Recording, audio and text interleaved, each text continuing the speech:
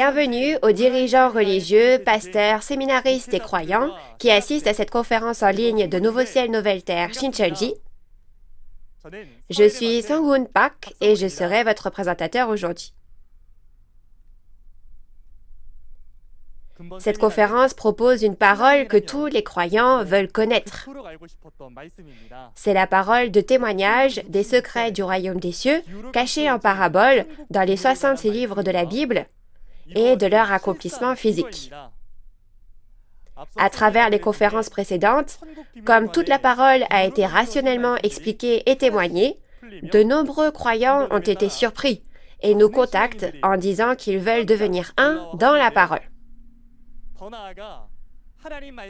La parole d'aujourd'hui est également diffusée simultanément dans différentes langues à travers le monde, afin que de nombreuses personnes puissent réaliser les secrets du royaume des cieux de Dieu. Nous rendons grâce et gloire à Dieu qui nous a accordé la précieuse parole de vie, et nous allons rassembler nos cœurs et prier, puis nous commencerons la conférence. Dieu notre Père, envers qui nous sommes reconnaissants, nous vous rendons grâce et gloire d'avoir ouvert la voie à tous les peuples du monde pour venir au royaume des cieux, en témoignant des paraboles et de la réalité des secrets du royaume des cieux partout dans le monde. Aujourd'hui, donnez-nous la parole de Dieu comme l'eau précieuse de la vie pour nous conduire à un temps de grâce et redonner vie à notre esprit. S'il vous plaît, donnez le Saint-Esprit sans mesure à l'instructeur qui prêchera la parole afin que tous ceux qui entendent puissent réaliser clairement le royaume des cieux et soient remplis d'espoir et de grâce. Nous espérons que Dieu le Père seul sera glorifié et que sa grâce et son amour sans limite rempliront tous les habitants du village mondial. Nous prions sincèrement au nom de Jésus. Amen. Aujourd'hui, à la suite de la leçon numéro 9, nous apprendrons les paroles de la leçon numéro 10. Le thème de la leçon numéro 10 est l'eau, la source et le fleuve en parabole. Comprenons ce qu'est l'eau dans la Bible, ce qu'est la source, d'où sort l'eau, et ce qu'est le fleuve qui coule de la source. Et réalisons ensemble les merveilleux secrets du royaume des cieux qui y sont cachés. Nous allons accueillir l'instructeur Soo-Young Kim de la tribu de Matthias, qui témoignera de ces secrets et de leur accomplissement physique. Bienvenue à tous les dirigeants religieux, pasteurs, séminaristes et croyants du monde entier qui vivent leur foi en plaçant leur espoir dans le royaume des cieux. Je suis Soo-Young Kim, un instructeur du centre, qui a appris du chef de la tribu de Matthias, une des 12 tribus de Nouveau Ciel, Nouvelle Terre, Shincheonji. Notre chef de tribu a lui-même appris la parole du président de Nouveau Ciel, Nouvelle Terre, Shincheonji, Manny Lee. Merci beaucoup de participer aujourd'hui à la conférence en ligne de Nouveau Ciel, Nouvelle Terre, Shincheonji, intitulée « Témoignages sur les paraboles et la réalité des secrets du royaume des cieux ». Grâce à ces conférences, j'espère que vous réaliserez le vrai sens et la réalité des paraboles des secrets du royaume des cieux dont Jésus a parlé et que nous irons tous ensemble au royaume des cieux. Alors, regardons ensemble la parole d'aujourd'hui. Le titre de la parole que nous partagerons aujourd'hui est la leçon numéro 10, l'eau, la source et le fleuve en parabole. Dans la Bible, il y a de l'eau, des sources et des fleuves physiques, et de l'eau, des sources et des fleuves spirituels. L'eau, la source et le fleuve en parabole fait référence à l'eau, la source et le fleuve physique utilisés en parabole pour parler de l'eau, de la source et du fleuve spirituel. Si nous regardons d'abord le vrai sens des paraboles à travers la Bible, l'eau en parabole signifie la parole et la source en parabole signifie le pasteur et son temple. Et le fleuve en parabole signifie le cœur des disciples et des évangélistes. Je pense que les pasteurs et les dirigeants religieux connaissent également bien ces paroles. Cependant, j'apprécierais que vous écoutiez mon explication de l'eau, de la source et du fleuve en parabole encore une fois aujourd'hui. Maintenant, apprenons ensemble, à travers la Bible, pourquoi le vrai sens des paraboles est comme indiqué ci-dessus. Lisons le verset concernant cette parabole, Jean 3, verset 5. Jésus répondit, « En vérité, je te le dis, si un homme ne naît d'eau et d'esprit, il ne peut entrer dans le royaume de Dieu. » Amen. Vous avez bien lu? Si vous regardez le verset sur la parabole, il est dit qu'à moins que vous ne soyez nés d'eau et d'Esprit Saint, vous ne pouvez pas entrer au royaume des cieux. C'est le royaume de Dieu, donc le royaume des cieux, n'est-ce pas? Inversement, si vous êtes né d'eau et du Saint-Esprit, vous pouvez entrer au royaume des cieux, ça veut dire. Alors, pour entrer au royaume des cieux, vous devez d'abord savoir ce qu'est cette eau, n'est-ce pas? Dans la Bible, il y a de l'eau physique réelle et il y a de l'eau spirituelle comparée à de l'eau physique. L'eau en parabole, qui est le secret du royaume des cieux, est une eau spirituelle comparée à de l'eau physique. L'eau qui nous permet d'entrer au royaume des cieux dans Jean 3, verset 5, n'est pas réellement de l'eau physique. Donc, afin de comprendre ce qu'est cette eau spirituelle, regardons d'abord les caractéristiques physiques de l'eau.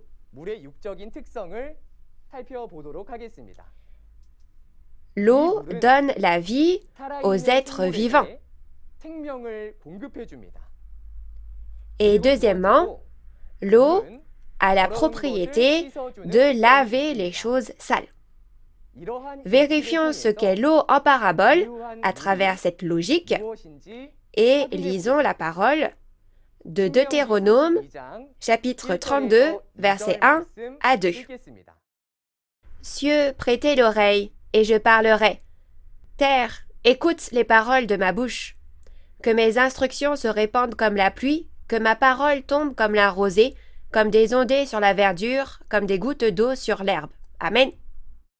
Si vous regardez Deutéronome 32, versets 1 à 2, Dieu a dit au ciel et à la terre, « Mes instructions se répandent comme la pluie, ma parole tombe comme la rosée. » Et il a ainsi comparé la parole de Dieu à de l'eau comme la pluie ou la rosée.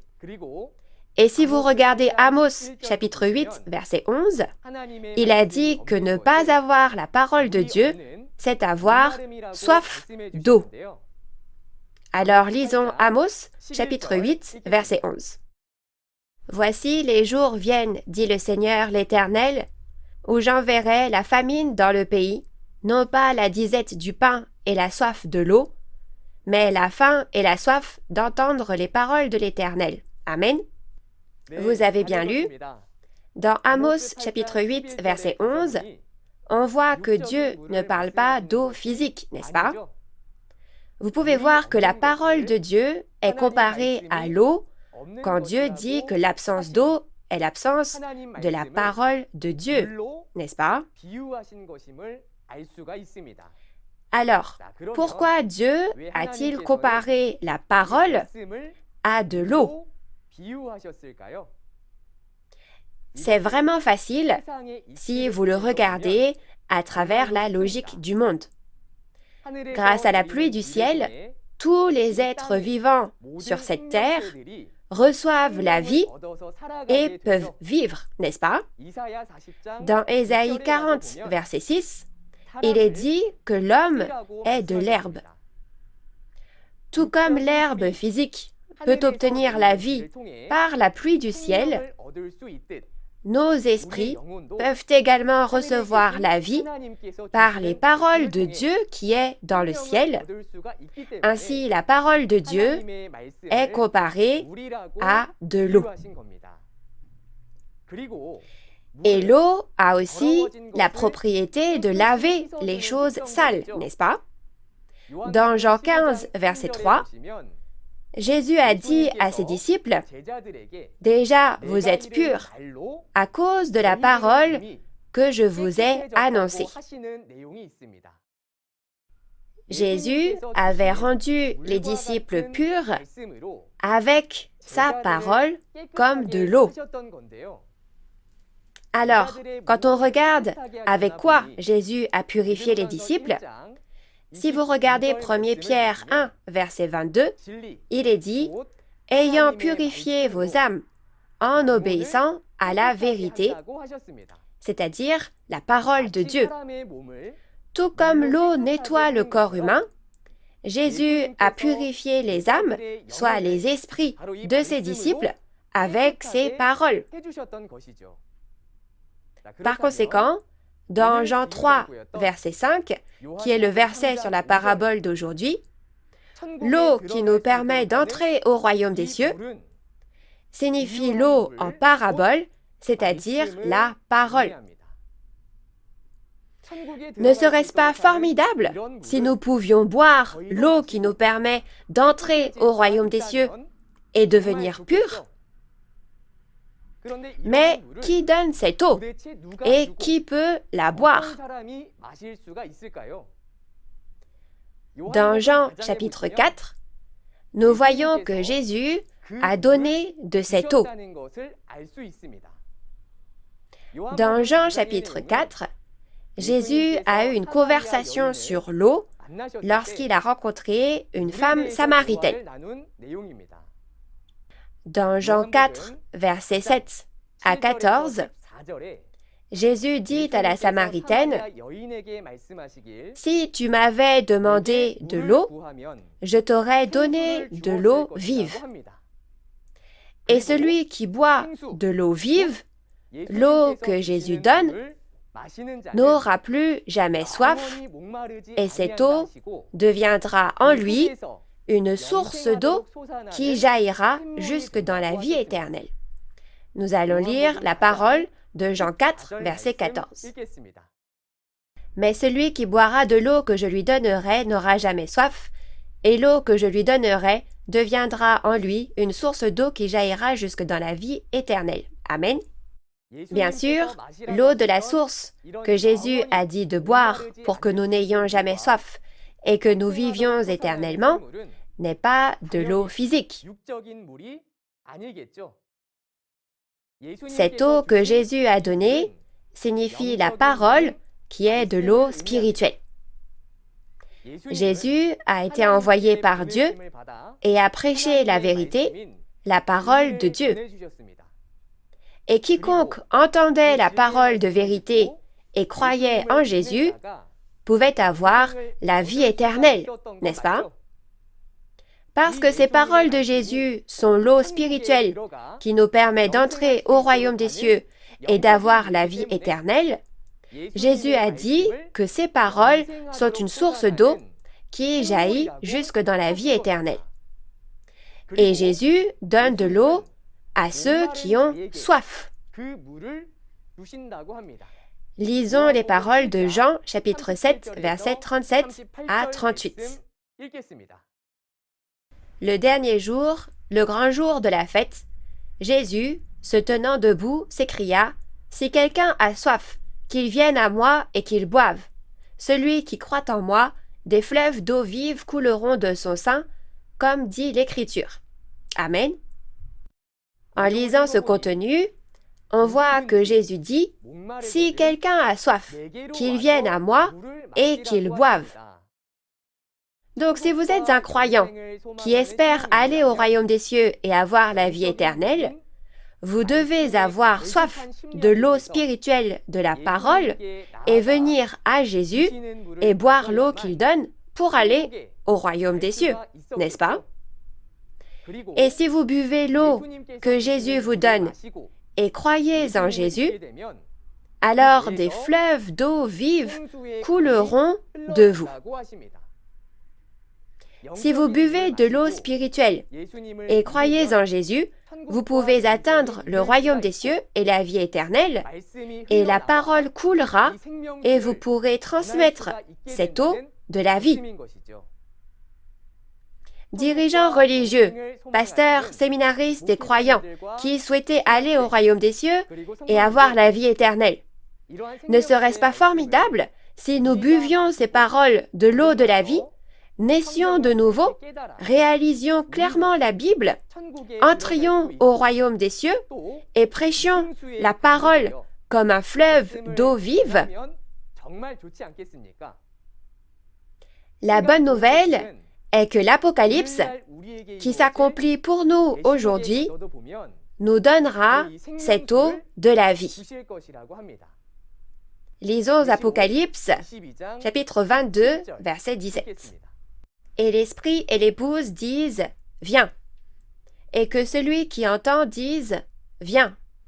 Et que celui qui a soif vienne, que celui qui veut prenne de l'eau de la vie gratuitement. Amen. Vous avez bien lu. Selon ce contenu, le Saint-Esprit et l'Épouse disent de venir, n'est-ce pas? Ils disent à qui de venir? Oui, c'est ça. Ils disent à ceux qui entendent, à ceux qui ont soif et à ceux qui veulent de venir. Alors pourquoi leur disent-ils de venir? Ils leur donneront cette eau de la vie, donc ils leur disent de venir la recevoir. Lorsque ces paroles de l'Apocalypse de Jean s'accompliront, les paroles d'Apocalypse 22, verset 17, les paroles de l'eau de la vie apparaîtront et ils boiront les paroles de l'eau de la vie. Si vous buvez les paroles de l'eau de la vie, ne pourrez-vous pas réaliser clairement les prophéties des 4 évangiles du Nouveau Testament et même les paroles promises dans l'Apocalypse et entrer au royaume des cieux? Mais il est dit que cette eau de la vie est donnée à ceux qui ont soif. Nous devons devenir de vrais croyants qui peuvent trouver et boire la parole de l'eau de la vie avec un esprit assoiffé pour savoir quels sont les secrets du royaume des cieux. Et dans Apocalypse 22, versets 1 à 2, il est dit qu'un fleuve d'eau de la vie, limpide comme du cristal, coule du trône de Dieu et de l'agneau, c'est-à-dire Jésus. Si vous remontez le long de ce fleuve d'eau de la vie, vous trouverez le trône de Dieu et de Jésus. Cela veut dire, si nous voulons aller au royaume des cieux, là où sont Dieu et Jésus, nous devons donc suivre la parole de Dieu qui est comme l'eau de la vie. Et si vous regardez Apocalypse 22, verset 14, parce qu'il y a Dieu dans la ville sainte, c'est donc le royaume des cieux, n'est-ce pas? Il est dit que pour entrer au royaume des cieux, il faut laver et porter sa robe. Alors, comment lave-t-on sa robe pour entrer au royaume des cieux? Tout comme Jean, chapitre 17, verset 17, « Sanctifie-les par ta vérité, ta parole est la vérité. » C'est-à-dire la parole du Père. Donc, être sanctifié, soit devenir saint, en obéissant à la vérité, la parole de Dieu, c'est laver et porter sa robe.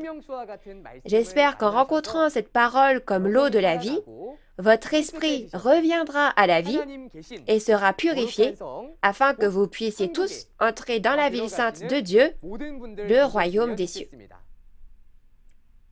Jusqu'à présent, nous avons appris concernant l'eau de Dieu. Ensuite, jetons un coup d'œil à l'eau de Satan que l'on ne doit pas boire. Tout d'abord, l'eau de Satan est l'eau de la fausse vérité qui ne doit pas être bue car elle salit et tue notre esprit. Peu importe à quel point l'eau est propre, si elle est mélangée à ne serait-ce qu'une seule goutte de poison, elle devient du poison imbuvable, n'est-ce pas? L'eau de Satan est comme l'eau boueuse, l'eau de la mer et l'eau empoisonnée, c'est-à-dire que des choses impures sont mélangées à la parole originale de Dieu, ce qui la rend impossible à boire. Si vous regardez Ésaïe, chapitre 1, verset 22, il est dit que le vin a été coupé d'eau. La fausse vérité est mélangée à la parole de Dieu comme du vin, donc ce n'est plus la parole pure de Dieu, n'est-ce pas? De cette façon, lorsque la parole pure de Dieu est mélangée avec les pensées et avec les enseignements des hommes, ces paroles ne sont plus les paroles de Dieu. Mais c'est le mensonge, soit la fausse vérité de Satan, le diable, qui est un mélange. Ainsi, dans Jean 8, verset 44, Jésus a dit aux prêtres de l'époque que parce que la vérité n'est pas en eux, chaque fois qu'ils parlent de leur propre fond, et que leurs paroles ne sont donc pas les paroles de Dieu, mais le mensonge mêlé à leurs propres pensées, et que c'est donc leur propre fond et la fausse vérité. Les paroles ainsi mélangées aux paroles de l'homme sont la fausse vérité et sont l'eau de Satan qui ne doit pas être bue. Chers croyants, vous aussi, quand vous lisez la Bible, si vous apprenez les pensées d'une personne ou des doctrines qui ne sont pas conformes à la Bible, c'est comme boire de l'eau sale qui salit mon esprit, et c'est comme laver mon corps avec de l'eau sale. J'espère que tous ceux d'entre vous qui écoutez ces paroles laverez toujours votre esprit pour le rendre propre avec l'eau de la vie comme du cristal qui est promise dans l'Apocalypse de Jean. Ensuite, regardons la source en parabole. Dans la Bible, il y a la source physique et la source spirituelle, utilisant les caractéristiques de la source physique en parabole. La source dans Zacharie chapitre 13, verset 1, la parabole que nous allons lire maintenant, est la source spirituelle utilisant les caractéristiques de la source physique en parabole. Lisons Zacharie 13, verset 1. En ce jour-là, une source sera ouverte pour la maison de David et les habitants de Jérusalem pour le péché et pour l'impureté. Amen. Zacharie 13, verset 1 dit que ce jour-là, une source sera ouverte qui lavera le péché et l'impureté. Une source physique ne peut pas laver le péché, n'est-ce pas? C'est donc une source spirituelle. Pour comprendre cette source spirituelle, regardons ses caractéristiques physiques. Premièrement, une source fait référence à un endroit où la terre absorbe l'eau de pluie du ciel et jaillit de la terre. En d'autres termes, l'endroit d'où jaillit l'eau s'appelle une source. De cette façon, le pasteur et le temple qui reçoivent l'eau de la parole que le Dieu du ciel a fait pleuvoir et qui la délivre sur terre sont la source spirituelle. Dans Jean 4, verset 14, que nous avons vu plus tôt, l'eau que Jésus donne est une source d'eau qui jaillit jusque dans la vie éternelle. N'est-ce pas? Vous avez appris plus tôt que l'eau de source qui jaillit jusque dans la vie éternelle n'est pas de l'eau physique, mais la parole de Dieu. Donc Jésus qui donne l'eau de source est aussi le pasteur qui délivre l'eau spirituelle. Il est donc une source spirituelle. Parce que nous pouvons recevoir le pardon des péchés à travers les paroles de Jésus et vivre éternellement au royaume des cieux, la réalité de cette source qui lave le péché et l'impureté dans Zacharie 13, verset 1, est Jésus. Donc, je veux que vous sachiez que la vraie signification de la source en parabole dans la Bible est le pasteur et le temple d'où sort l'eau de la parole. Cependant, tout comme l'eau spirituelle était divisée en eau de Dieu et en eau de Satan, la source spirituelle est également divisée en deux types distincts. Nous allons lire Proverbe 10, verset 11. La bouche du juste est une source de vie, mais la violence couvre la bouche des méchants. Amen. On dit que la bouche du juste est une source de vie, mais que la bouche des méchants contient du poison. C'est donc la source de mort d'où s'écoule du poison. De cette façon, la source est également divisée en source de Dieu, qui donne la vie, et en source de Satan, qui tue l'esprit. Alors, premièrement, à propos de la source de Dieu, Apocalypse 7, verset 17, nous dit que Jésus l'agneau deviendra notre berger et nous conduira aux sources des eaux de la vie.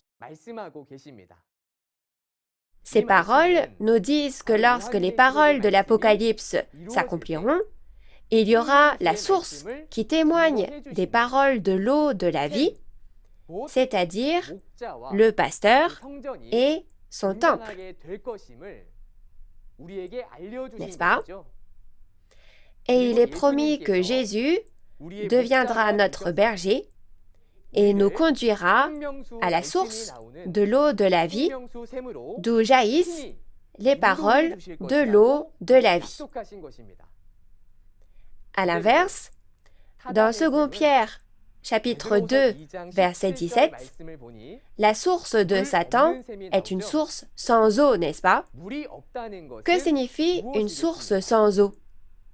C'est une source d'où ne coule pas la parole de Dieu, soit le pasteur, sans la parole de vérité.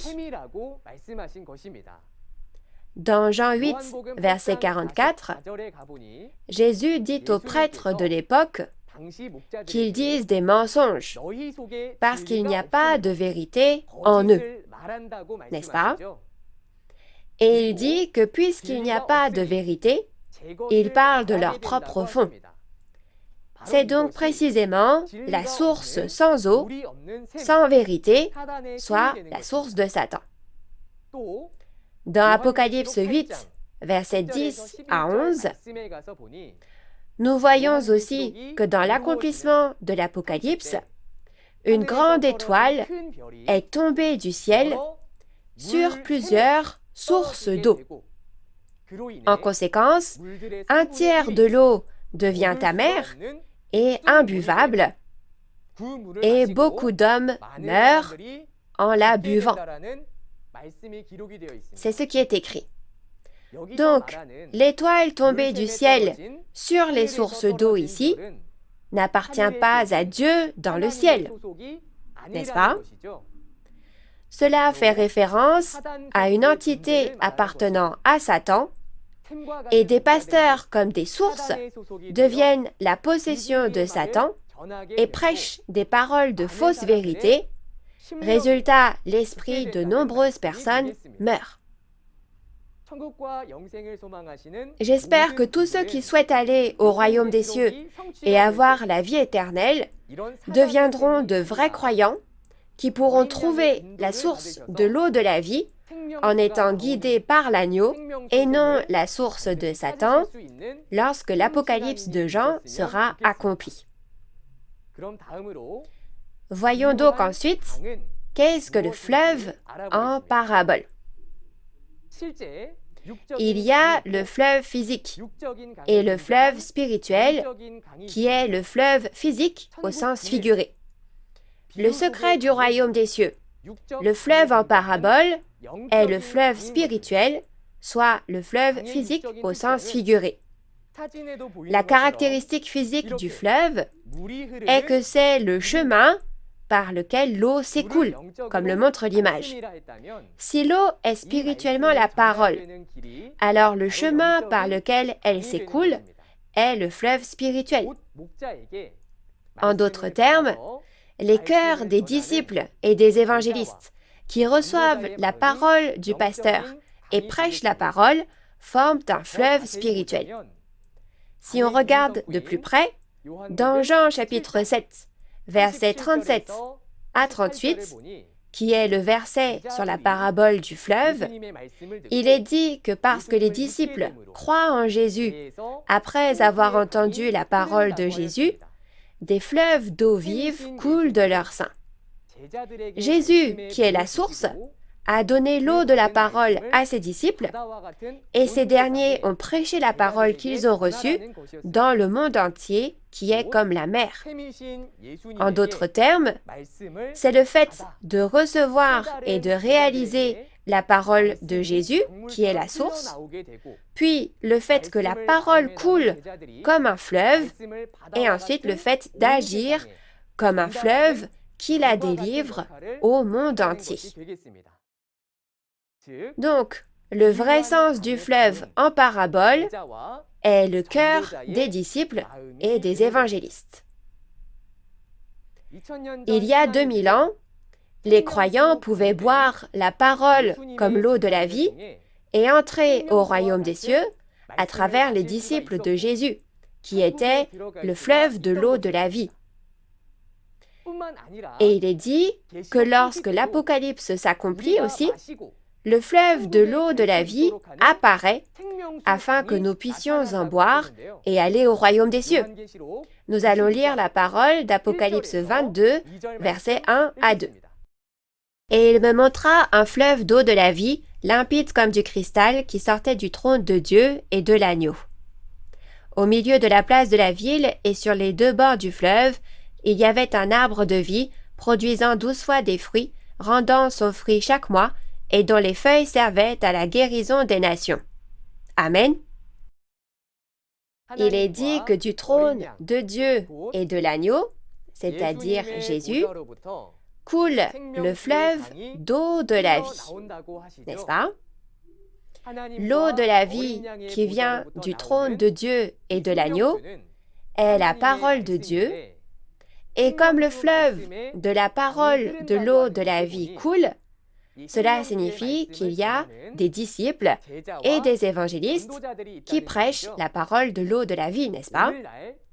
Aujourd'hui, les paroles de l'eau de la vie coulent du pasteur comme une source, qui est le trône de Dieu et de Jésus, et les cœurs des disciples et des évangélistes qui ont reçu la parole et l'ont réalisée d'abord sont un fleuve, et la parole de l'eau de la vie est ainsi délivrée.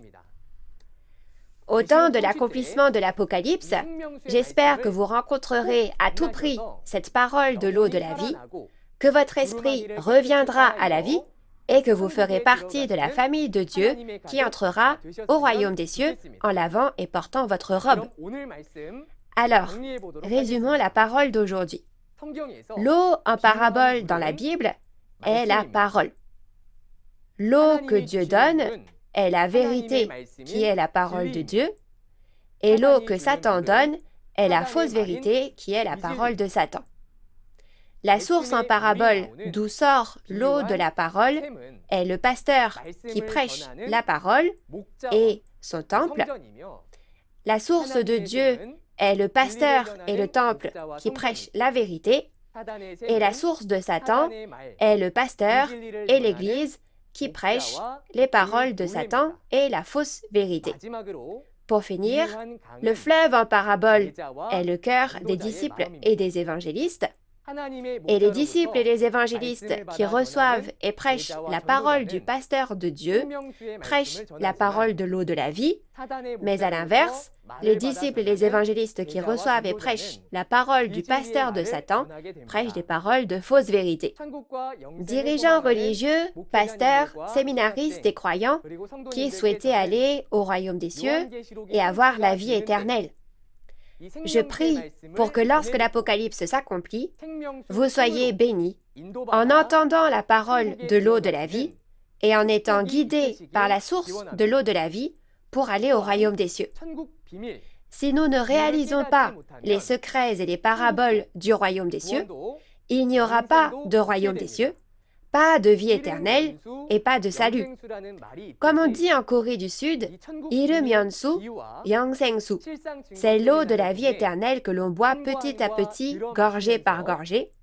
Je prie pour que vous deveniez les membres de la famille de Dieu qui obtiendraient le royaume des cieux et la vie éternelle en écoutant et en buvant gorgée par gorgée ces paroles à travers les conférences, témoignages sur les paraboles et la réalité des secrets du royaume des cieux. La prochaine fois, nous apprendrons la leçon numéro 11, la mer, le pêcheur, le filet et le poisson en parabole. Dans la Bible, il est dit que l'eau de la parole de Dieu sort d'une source et devient un fleuve qui coule dans la mer et guérit l'eau de la mer. J'espère que vous êtes curieux de savoir ce qu'est cette mer qui est guérie. La personne qui délivrera la parole la prochaine fois est un instructeur remarquable qui le fera de façon encore plus intéressante et amusante. Je prie pour que vous deveniez des croyants qui reçoivent beaucoup de grâce à travers la parole de la leçon numéro 11. Pour finir, nous sommes un en Dieu et en Jésus. Clamons-le tous ensemble. We are one. Nous allons prier.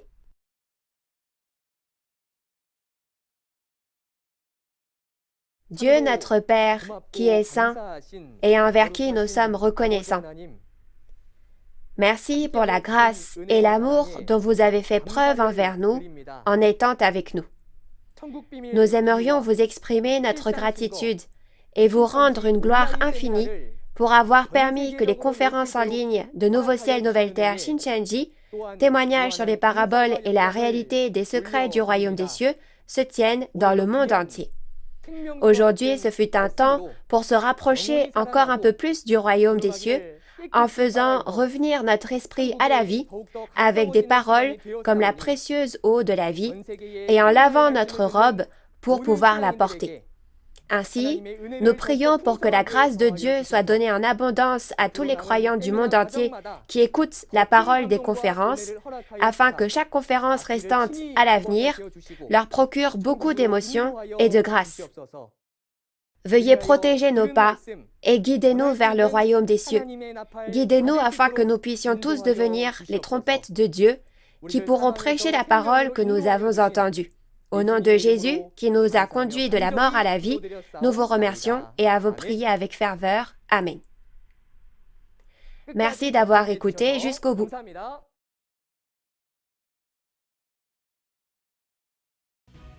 Alors, quel était le véritable sens de la mer en parabole? Chers auditeurs, avez-vous trouvé ce filet qui mène au royaume des cieux? Ceux d'entre vous qui ont écouté les conférences pourront dire « Ah, moi j'ai trouvé ce filet !» La parole d'Apocalypse 8, versets 8 à 9, dit qu'un tiers des navires seront détruits. Qu'est-ce que le navire en parabole? Cette parole de Dieu révélée clairement, maintenant, c'est le temps où nous pouvons tous la réaliser. Témoignage sur les paraboles et la réalité des secrets du royaume des cieux. Aujourd'hui, nous avons vu la parole sur la leçon numéro 10, l'eau, la source et le fleuve en parabole. Nous avons reçu beaucoup de bénédictions à travers la parole, n'est-ce pas? Les croyants du monde entier ont la même sincérité dans leur aspiration à la parole de Dieu, même s'ils sont de nationalités, d'origine, de langues différentes, hommes ou femmes. Nous croyons que nous sommes un dans l'amour et la parole de vérité de Dieu. Pour devenir un dans la parole, les écoles de théologie et les dirigeants religieux du monde entier veulent signer des protocoles d'entente avec Shincheonji et de nombreux protocoles d'entente sont actuellement en cours de signature. Si vous avez d'autres questions sur l'Église de Nouveau Ciel, Nouvelle Terre, Shincheonji et la parole, n'hésitez pas à nous contacter par courriel ou par téléphone.